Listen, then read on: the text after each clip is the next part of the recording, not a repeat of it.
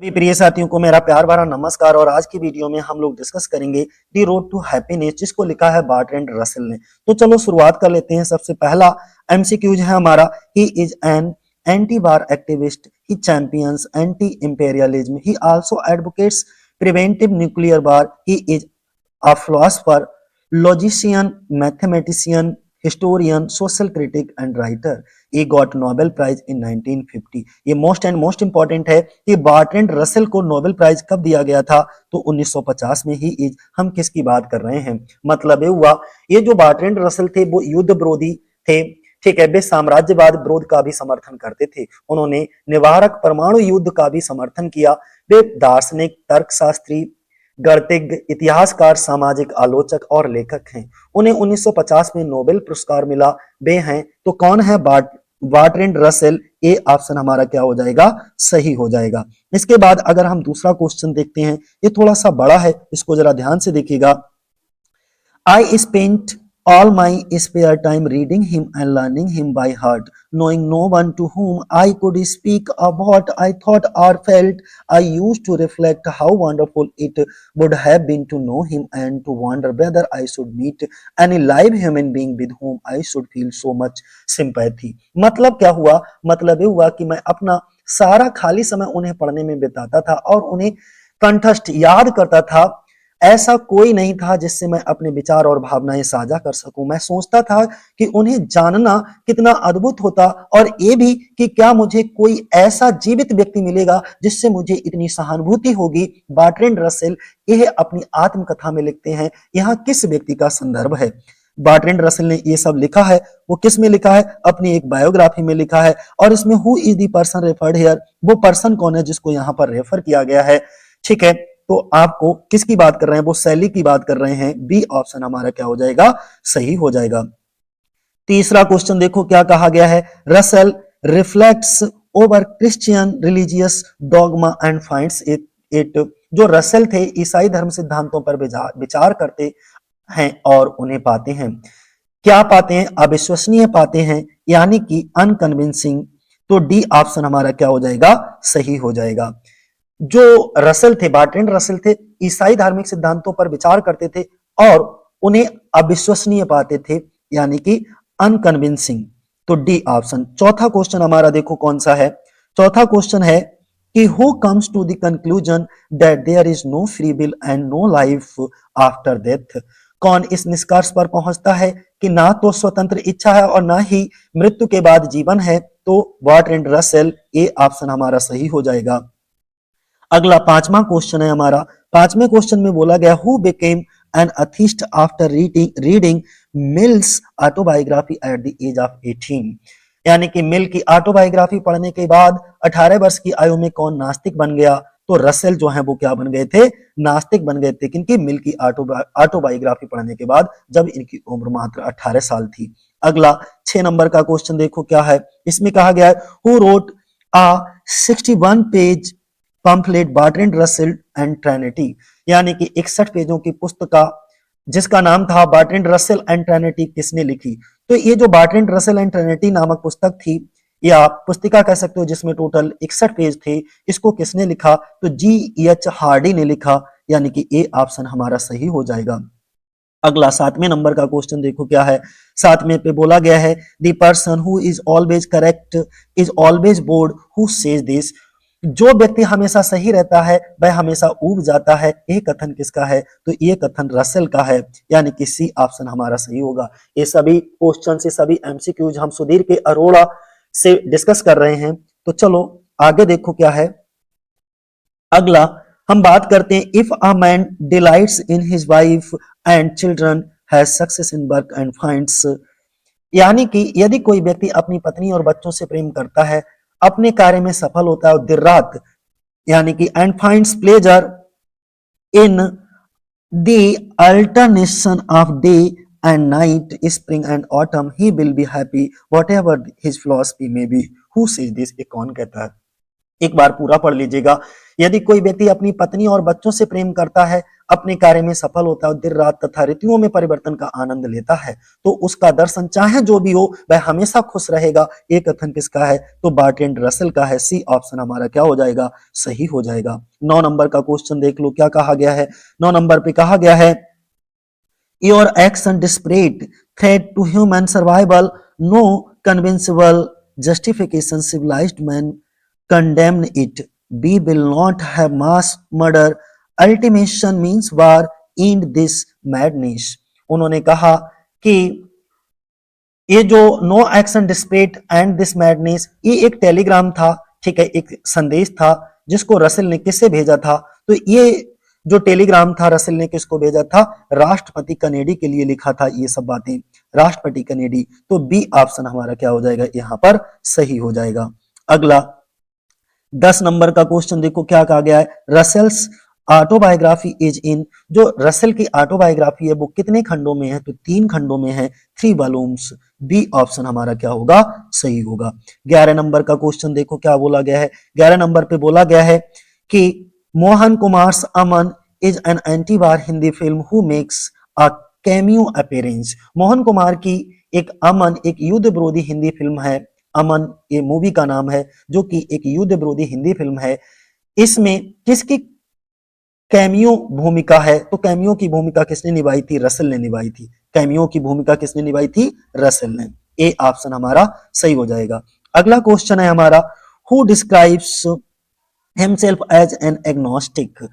कौन स्वयं को अज्ञेयवादी, अग्नोस्टिक का मतलब होता है अज्ञेयवादी, यानी कि स्वयं को अज्ञेयवादी कौन कहता है? तो रसेल अपने आप को अज्ञेयवादी कहते हैं। डी ऑप्शन हमारा क्या हो जाएगा? सही हो जाएगा। 13 नंबर का क्वेश्चन देखो, इसमें कहा गया है the name of Bertrand Russell's is, आपको बताना है बार्ट्रैंड रसेल के निबंध का नाम क्या है? द रोड टू हैप्पीनेस, जो हमारे एल्टी ग्रेड में लगा हुआ है, द रोड टू हैप्पीनेस, यानी कि डी ऑप्शन हमारा। अगला क्वेश्चन 14 नंबर का, the road to happiness has been taken from, ये जो रोड टू हैप्पीनेस है किस पुस्तक से लिया गया है? तो इसको portrait from memory and other essays से लिया गया है। ए ऑप्शन हमारा क्या होगा? सही होगा।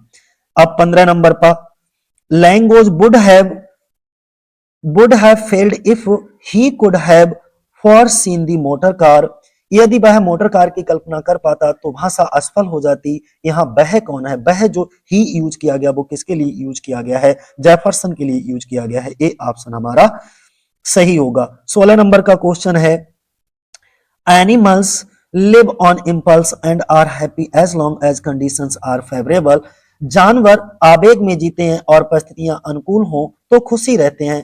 यह कथन किसका है? ये रसेल का है, बार्ट्रैंड रसेल, यानी कि सी ऑप्शन हमारा क्या हो जाएगा? सही हो जाएगा। 17 नंबर का क्वेश्चन है your needs are more complex than those of your cat who says this, तुम्हारी आवश्यकताएं तुम्हारी बिल्ली से अधिक जटिल हैं। ये कथन किसका है? ये भी बार्ट्रैंड रसेल का है, तो सी ऑप्शन हमारा सही हो जाएगा। 18 नंबर का क्वेश्चन है it is impossible to be happy without activity who says this, सक्रियता के बिना सुख असंभव है, जब तक आप एक्टिविटी नहीं करोगे तब तक आपको हैप्पीनेस नहीं मिलेगी। ये कथन किसका है? ये भी बार्ट्रैंड रसेल का है। सी ऑप्शन हमारा सही हो जाएगा।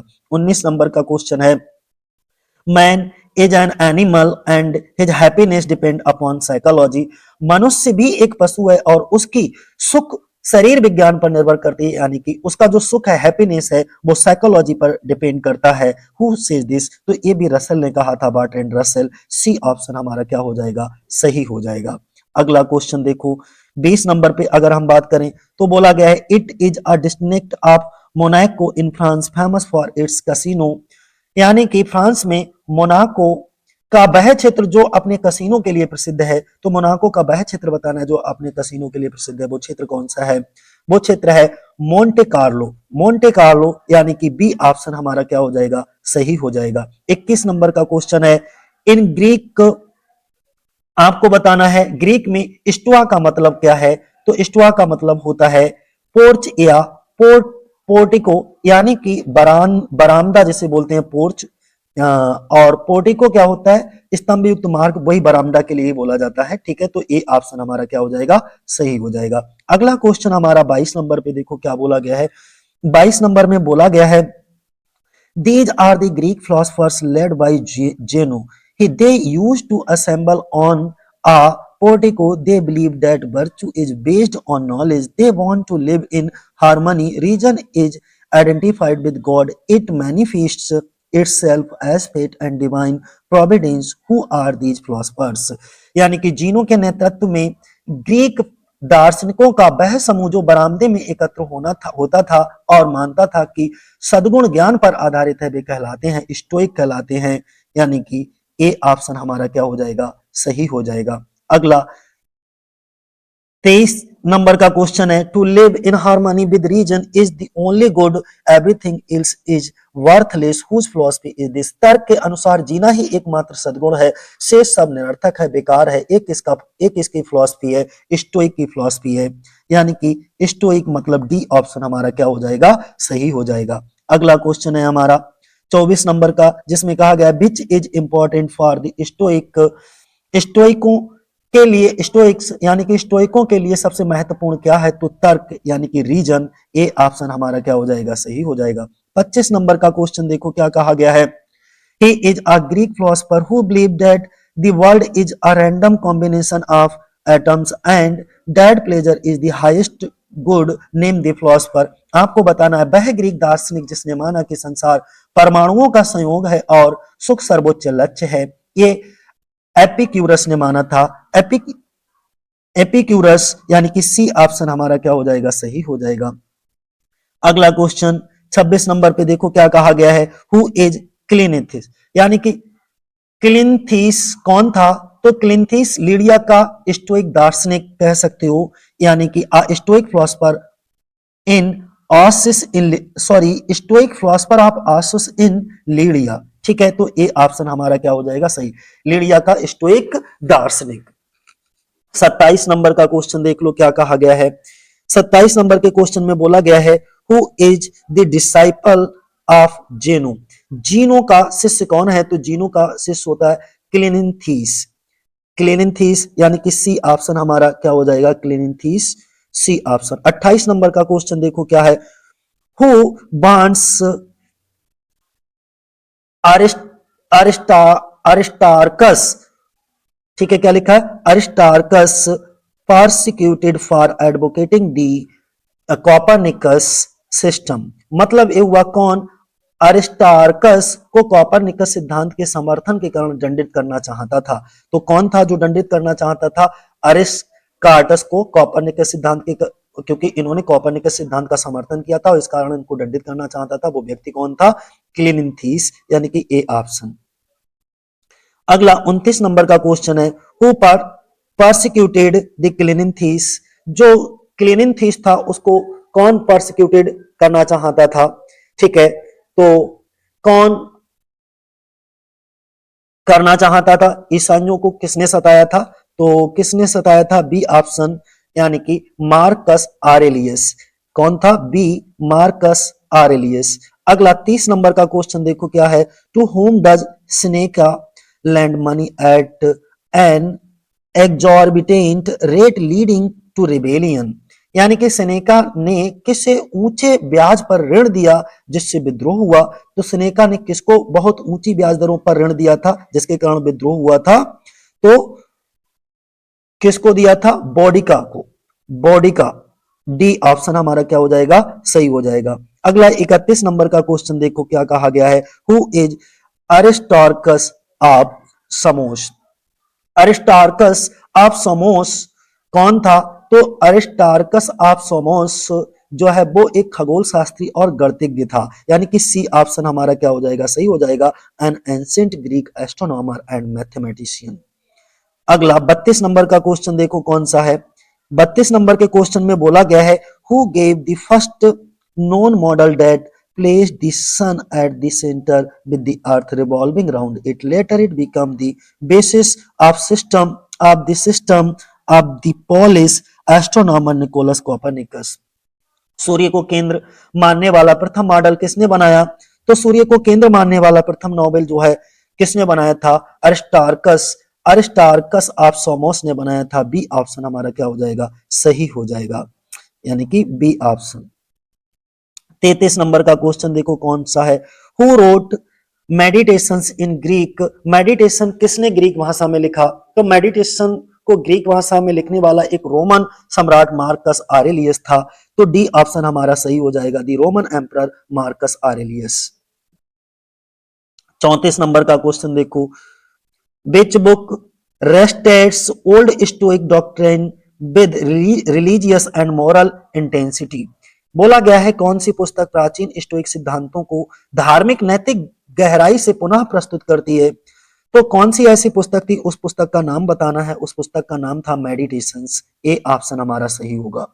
अगला क्वेश्चन है 35 नंबर का, who wrote ethical treatise on stoic principle and tragedies.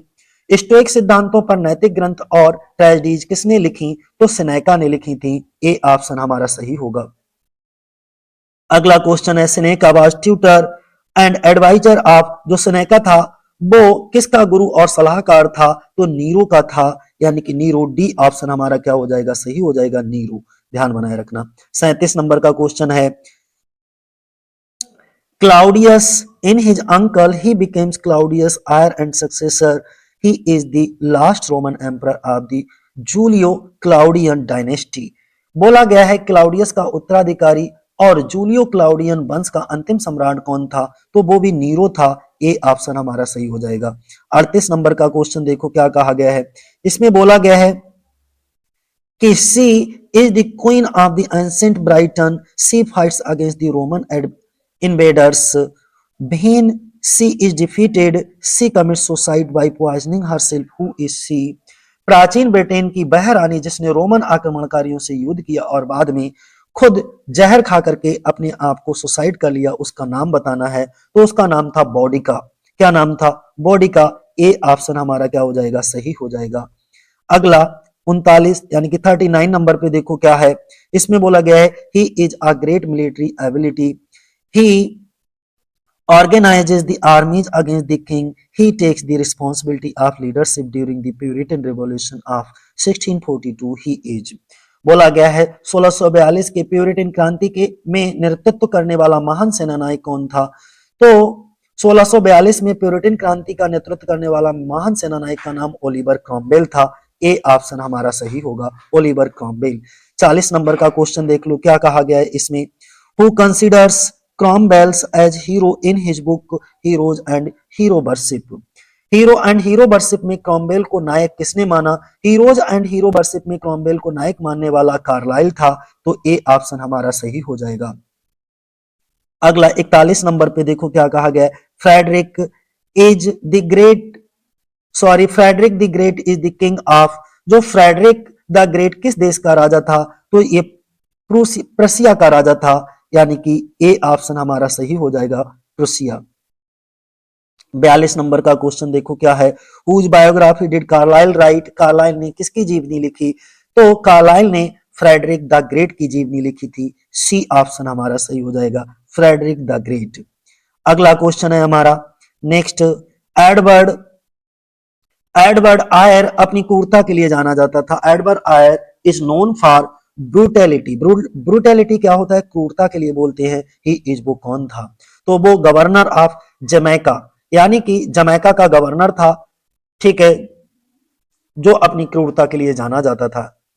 Edward आयर अपनी क्रूरता के लिए जाना जाता था, वह था जमैका का गवर्नर। अगर आपसे पूछा जाए जमैका का गवर्नर किसको दिखाया गया, तो एडवर्ड आयर को दिखाया गया, और उसकी स्पेशलिटी क्या थी, क्रूरता के लिए वो जाना जाता था। अगला 44 नंबर का क्वेश्चन हमारा कौन सा है, 44 नंबर का क्वेश्चन है, एक basic is the word from the Greek God of wine, this God is known for sensual pleasure, this God is, Greek मदिरा देवता जिसे वैसिक शब्द बना, तो बैकस कौन थे, वो बैकस। ए ऑप्शन हमारा सही हो जाएगा, ए ऑप्शन बैकस। 45 नंबर का क्वेश्चन देखो क्या कहा गया है, a weak or sickly person, especially one morbidly concerned with his or her health is known as, कमजोर और रोगग्रस्त व्यक्ति जो अपने स्वास्थ्य को लेकर अत्यधिक चिंतित हों, ठीक है, वो कौन होते हैं, तो बैलेट्यूडेरियन, यानी कि बी ऑप्शन हमारा क्या हो जाएगा, सही हो जाएगा।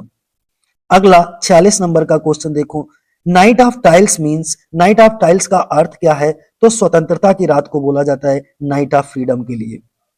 अगला 47 नंबर का क्वेश्चन देख लो। इसमें कहा गया है कि he has been the president of the US during 1801 to 1809. He is the author of the Declaration of Independence. He supports agrarian democracy. He is यानी कि 1901 से 1909 तक अमेरिका के राष्ट्रपति स्वतंत्रता घोषणा पत्र के लेखक कौन थे? तो थॉमस जेफरसन की बात कर रहे हैं, यानी कि सी ऑप्शन हमारा क्या हो जाएगा? सही हो जाएगा। 48 नंबर का क्वेश्चन देखो क्या है। who is never of telling us that we ought to eschew happiness in favor of blessedness। कौन कहता है कि हमें सुख के बजाय ब्लेस्डनेस को अपनाना चाहिए? तो कार्लाइल कहते हैं। ए ऑप्शन हमारा सही होगा। और आज की वीडियो का आखिरी क्वेश्चन बोला गया है, books are written to give delight not to afford opportunities for a dusty snobbism. Where does this line appear. पुस्तकें आनंद देने के लिए लिखी जाती है, ना कि धूल भरी स्नोबिज्म के लिए। ये पंक्तियां कहाँ की हैं? तो दी रोड टू हैप्पीनेस से इन पंक्तियों को लिया गया है। ए ऑप्शन हमारा सही हो जाएगा। ठीक है, तो आज के लिए इतना ही दोस्तों। जय हिंद, जय भारत।